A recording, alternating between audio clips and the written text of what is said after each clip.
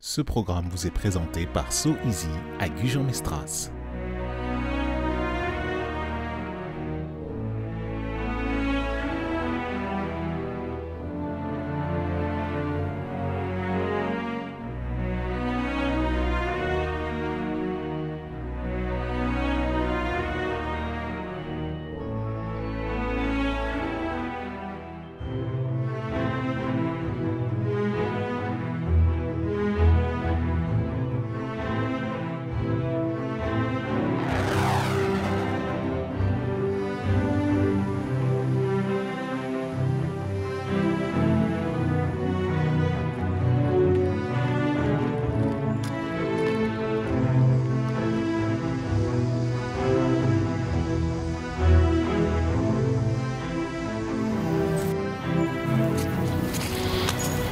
Corinne Nadeau, bonjour. Bonjour Ronald. Bonjour, bienvenue dans Ma Plume, Mon Histoire. On reçoit dans cette émission des auteurs indépendants, édités de telle manière à ce qu'ils nous fassent part justement de leurs vibrations pour le bassin d'Arcachon. Notamment, c'est surtout pour mettre en valeur tout ce que la région comporte, en tout cas en termes surtout de talent littéraire. Et c'est dans le cadre justement du livre que vous avez publié il y a quelques années, vous avez auto-édité il y a quelques années, qui s'appelle Les Saisons du Pardon, 1914-1923. Donc auto-édité. Et avant qu'on rentre dans les détails un petit peu de l'histoire du livre, il me semble que vous êtes élu à la mairie de Gujan-Mestras, n'est-ce pas? Oui, tout à fait. Alors bien sûr pas sous mon nom d'auteur, parce que là c'est Corinne Nadeau. Je suis élue déléguée à la culture pour Gujan-Mestras, donc mon nom c'est Corinne Cazade. Voilà, pour ce premier mandat dans ma vie. C'est tout nouveau pour moi. Eh bien félicitations, vous souhaitant tout le succès que justement le fait de donner aux citoyens et de consacrer notamment l'énergie du temps pour la culture, surtout dans le cadre de la culture, c'est une thématique qui nous intéresse beaucoup à ActuBassin TV. Et donc, qu'est-ce qui vous a amené déjà au talent de l'écriture? Comment vous avez fait? Alors, j'ai commencé à écrire jeune. En général, tous les auteurs, ils ne démarrent pas leur carrière très tard. C'est ça. Moi, j'ai toujours aimé écrire. Quand j'étais adolescente, 14 ans, j'écrivais pour mes copines d'internat, puisque j'étais interne dans une pension à Bordeaux. Et j'écrivais des petites histoires d'amour, j'écrivais des poésies. Donc voilà, vraiment le goût de l'écriture a démarré là. Le goût de l'écriture et de la création des images. Et on va rentrer un petit peu plus dans le détail du livre. Ça s'appelle donc Les Saisons du Pardon. Et j'ai envie de dire, quand j'ai entamé la lecture de ce livre-là, vous nous plongez dans une certaine époque, l'époque de la Première Guerre mondiale notamment. On dépeint, les paysages de Gujan, du bassin, du sud-bassin sont bien représentés. Pourquoi cette époque? Qu'est-ce que vous avez voulu témoigner au travers de ce témoignage-là? Alors j'avais envie, moi j'ai toujours été intéressée par l'histoire du terroir, comme on en parlera dans le livre que j'ai écrit juste avant. D'abord parce que j'ai des racines landaises, donc un jour ça a ressurgi et je me suis dit j'ai vraiment envie d'écrire sur ce bassin. Sur ce bassin, mais notamment sur Gujan. Moi je suis pas native d'ici, je suis bordelaise et je suis arrivée sur Gujan-Mestras en 2009. Et j'ai trouvé mon havre de paix. C'est vraiment l'endroit où j'avais envie de vivre, me ressourcer, redémarrer une nouvelle vie. Et à cette occasion, j'ai rencontré beaucoup de gens qui étaient du coin et qui me parlaient de la vie des Gujanais autrefois. Et ça m'a vraiment touchée. Et je me suis dit, on a beaucoup écrit sur la Deuxième Guerre mondiale, il y a eu énormément de choses, je ne suis pas historienne, donc je vais plonger dans la vie des gens de Gujan, mais à la Première Guerre mondiale. D'accord. Voilà, donc ça a été ma première recherche. Alors c'est un roman, on parle ici donc d'une histoire, d'amour, surtout d'un point de vue sociétal, consommé dans le contexte de la Première Guerre mondiale, donc avec notamment les hommes qui partaient sur le front et les femmes qui forcément faisaient les métiers qui tenaient, on va dire un petit peu, celles qui n'étaient pas sur le front, qui tenaient un petit peu ce qui se passait dans les terrains qui n'étaient pas occupés par les opérations militaires.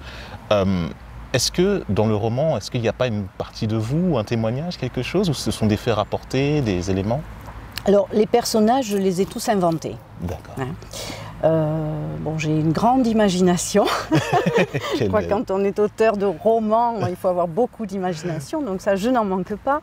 Et c'était plus facile d'inventer des personnages, de les créer et de leur donner corps au travers de la vraie histoire des gens du pays. Donc c'est pour ça que j'ai fait énormément de recherches en amont, jusque dans les noms, les prénoms des gens de l'époque, puisqu'on remonte quand même, les parents sont nés en 1860 ou 70, donc ça vient de loin. Et donc j'ai fait des recherches par rapport à ça. Et ce qui était intéressant, c'était donc d'inventer des personnages. Alors on met toujours un peu de soi quand on écrit, c'est évident. Je dirais que peut-être le personnage que j'ai brossé avec amertume, c'est la mère de Joséphine, de mon héroïne. Voilà. Elle avait quelques traits de ma propre mère.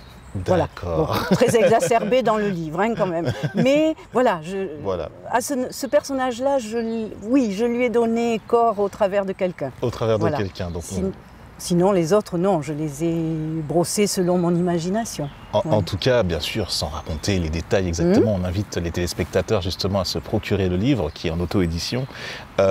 Forcément, on pourra se retrouver, se transposer dans une époque où on sent dans le style d'écriture, en tout cas quand j'ai parcouru, quand j'ai lu le livre, il y a une certaine... les décors sont importants, les détails sont très bien racontés, et la langue gasconne. Ah oui, c'est un incontournable. Comment raconter un livre qui raconte une histoire d'il y a 100 ans si on ne plonge pas réellement dans le parler d'autrefois? Donc c'était aussi une manière de faire découvrir aux gens qui ne connaissent pas comment on parlait autrefois. Quand on parle des blanchisseuses dans le livre et que je raconte l'Estanaduit, qui est donc l'endroit où on faisait sécher le linge, la troupesse sur laquelle on lavait le linge. Voilà, donc tous ces mots sont des mots emprunts, oui, de l'origine.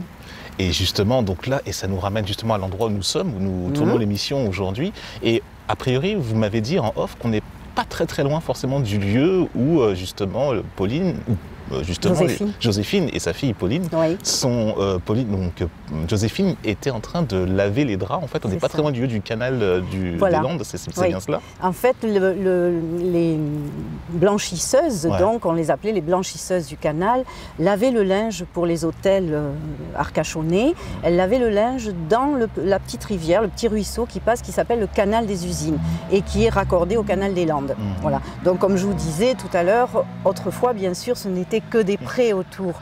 Donc souvent elles faisaient sécher tous ces draps à même le sol sur l'herbe. C'est une sacrée, effectivement, et au-delà de tout ça, donc c'était le labeur, mais en même temps il y a des émotions, il y a des sensibilités, un amour parti, perdu, reviendra-t-il ou pas? Beaucoup de choses qui viennent en exergue, donc forcément ça appelle beaucoup à notre émotionnel. Pour revenir un petit peu sur vous, en termes d'inspiration, est-ce que vous écrivez donc des romans? Il y a ce roman donc ici, il y a également d'autres romans qui sont tous auto-édités. Quel est votre romancier? Est-ce que vous avez des inspirations? Est-ce qu'il y a des choses qui vous interpellent dans le style d'écriture contemporain? Alors, je dirais que, bon, bien sûr, je suis loin de me comparer, hein, pas du tout. Mais bon, j'adore Victor Hugo, hein, c'est quand même une langue particulière, très poétique, ça c'est sûr. J'aime beaucoup Zola aussi, très profond dans ses descriptions de paysages, c'est extraordinaire. Après, bien sûr, dans les plus contemporains, je ne vous les citerai pas tous parce que je lis énormément de romanciers, mais par exemple, une romancière très contemporaine que j'aime énormément, c'est Virginie Grimaldi. Alors j'aime la citer parce qu'elle raconte des histoires de vie, mais elle a une plume extraordinaire. Et moi, plus j'en lis, plus ça m'inspire. Alors on n'est pas du tout dans le plagiat, on ne copie pas, on a son propre style. Évidemment. Mais c'est une inspiration merveilleuse, merveilleuse. Formidable. Corinne Nadeau, Les Saisons du Pardon, auto-édité, 1914-1923. Une dernière question. La Première Guerre mondiale, parce qu'effectivement, on en parlait, pas mal de romans, pas mal de livres, de documentation sont sortis sur la Deuxième Guerre mondiale. Pourquoi la première, pourquoi cette ambiance particulière que suscite et que renvoie la mémoire de la Première Guerre mondiale pour vous? Pour moi, je trouve que la Première Guerre mondiale, d'abord parce qu'il n'y a plus de poilus de nos jours, est une guerre atroce, qui a vraiment touché tous les peuples, que ce soit les Allemands, les ennemis ou notre peuple à nous. Et c'est quelque chose qui est enfoncé, je dirais, dans nos cœurs, dans notre passé. Voilà. Et on commence à l'oublier, parce que les jeunes générations, bien sûr, on leur en parle à travers les livres d'histoire, mais ça ne veut rien dire. Moi, j'avais envie de raconter une histoire au cœur de personnages qui l'ont vécu. Alors bien sûr, je me suis énormément documentée, hein, on est loin d'une fiction, on est la fiction dans le personnage, mais on n'est pas dans la fiction dans l'histoire. C'est-à-dire que j'ai repris vraiment un bataillon basé à Mont-de-Marsan, j'ai repris le tracé qu'ils ont fait jusqu'à Verdun, avec bien sûr les étapes, comment vivaient ces poilus pendant cette guerre, et pour raconter un moment de la guerre à Verdun et ce qu'ils y ont vécu, dans les moindres détails, c'est-à-dire que mon personnage principal, le papa de Joséphine, se retrouve embarqué dans cette guerre alors qu'il a déjà une 50aine d'années, et lorsqu'on a embrigadé comme ça des hommes qui étaient déjà d'un âge mûr, on ne les mettait pas au front en première ligne, on les appelait les pépères. Voilà, donc c'est mignon comme nom. Et eux, ils avaient en charge les blessés, le ravitaillement, aller chercher les morts qui se retrouvaient dans ce qu'on appelle le no man's land, entre les deux peuples ennemis. Et donc, j'ai voulu raconter ça, vraiment le vif du sujet, des choses très intimes. Voilà, avec cette peur qui est chevillée au corps parce qu'ils ne savent pas s'ils vont s'en sortir, ces bombardements, ces hurlements, ces morts, ces gens qui se suicident, parce qu'il y a aussi des gens qui se suicident, des soldats.